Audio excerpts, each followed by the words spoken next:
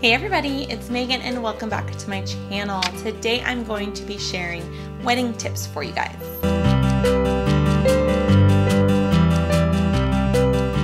So I have shared my wedding story. If you haven't checked that out, it'll be down below and it'll be up in the cards. And I got somebody who suggested to do a wedding planning video. Now, that could probably go on forever if I explained all the little details of how we planned our wedding.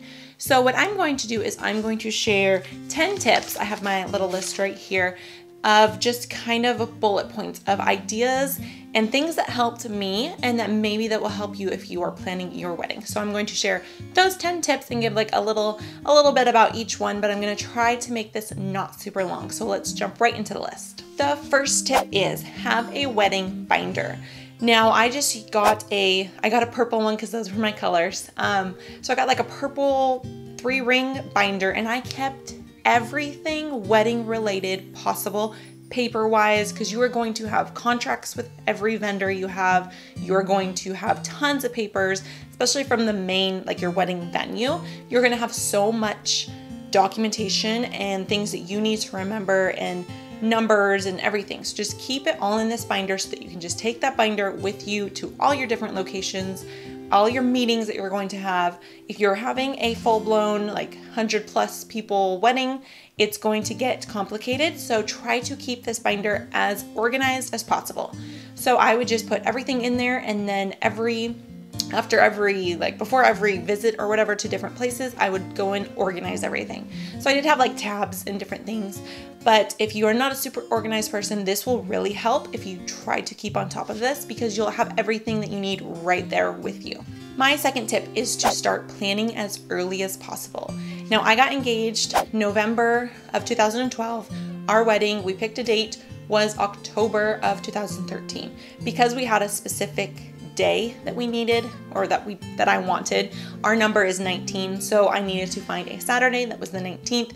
I really didn't care what month it was, but it happened to be October. I didn't want to wait too long because in my head, I knew I was going to plan a baby soon after that. So if you really have it doesn't matter when you get married, having as much time as possible would be awesome. But once you pick your date, plan as early as possible. Just start planning everything. Just have your binder, set it all up, and just start planning as early as possible. The third one is don't have too many people involved. The more opinions you have, the harder it's going to be to narrow things down. It is your wedding. It's your wedding and your spouse's wedding. The two of you decide on things.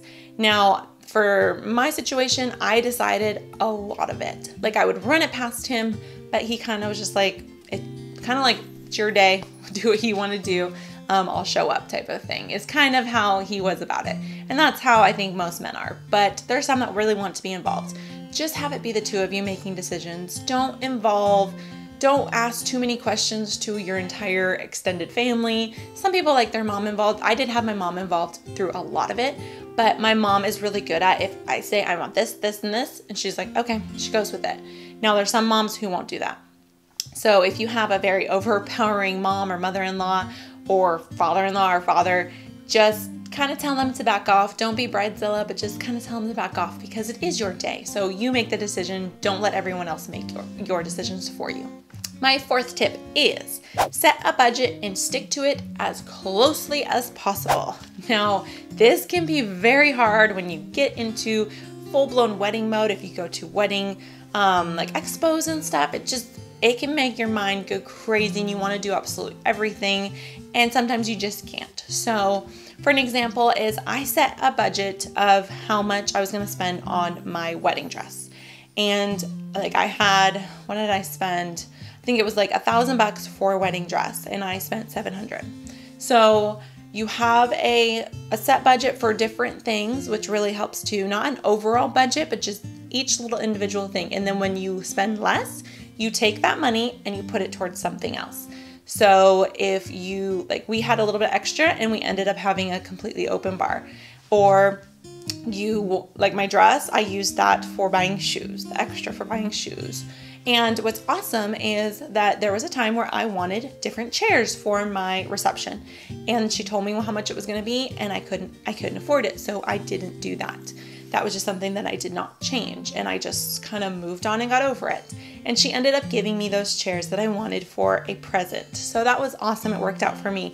But if there's something that just doesn't work in your budget, you kind of just need to move on, because it is one day, only one day. You are not going to, don't make yourself go crazy over it. Don't spend way too much money that you don't have, because it's just not going to end up good in the end. My fifth one is, it's your day.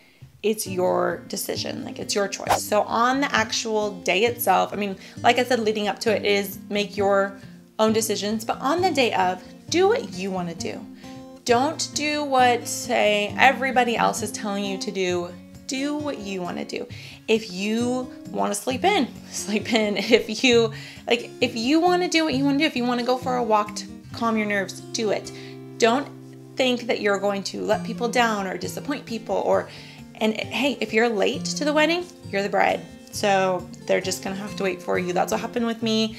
I've been told that happens with almost every single person that gets married. The bride, you do what the bride says. And like I'm saying, not being a bridezilla, but just do what you wanna do on the day of, leading up to it, and on the day of. Do what you wanna do. My sixth tip is keep your spouses involved. Keep your spouse involved. So they do need to know what's going on so that they do everything that they're supposed to. So don't completely block them out. If your husband is like mine or your wife is like mine, if they don't want to be as involved, that's fine. But keep them involved with the important things. Like they need to know what's going to happen. Budget-wise, keep them involved, and just keep everybody that should be involved. Everybody that has a job that day, just keep them all involved so that they know what's going on. Don't exclude anyone. But like I said, don't let too many people in, just the right people. The seventh one is relax. It is just one day. Bad things are going to happen. If you have watched my wedding story, you know bad things can happen. It can all just go crazy at the end or in the middle or even at the beginning. But I've heard that, like, if you have problems at the wedding, you have a better marriage. If you have the perfect wedding, nothing goes wrong, your marriage might not be too great. Obviously, those are just superstitions, but it is just one day. So enjoy it as best you can. It will go by like that, and then you'll be sitting there like just don't even know what happened. So enjoy it and relax. My eighth tip is expect disaster. So it kind of goes with that, but just be ready for things to go completely wrong. And I mean, absolutely everything could go wrong, and you just have to be ready for it. Now, hopefully not everything goes wrong, and hopefully everything turns out okay, but just expect disaster, and then you'll be prepared for anything. My ninth tip is to set deadlines and have a task list. So on the front of my wedding binder, I would have a list of everything that I needed to do. I wrote everything out. I put little check boxes next to all of them so that I could look at my task list and just kind of go through it and check off things as I needed to do them.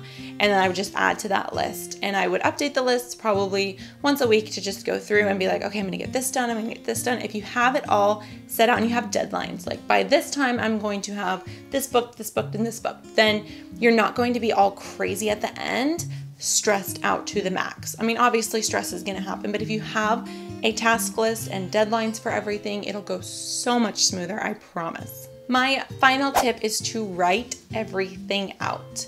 Now, that could mean you write out like your task list, or you just write out how you're feeling. I know that keeping like a journal kind of helped. It was a release of stress. So I wrote everything out. Like, I probably threw away a bunch of paper, and I probably wasted a bunch of paper, but it just made me feel better. I just wrote everything out. I wrote everything I needed to do in like detail.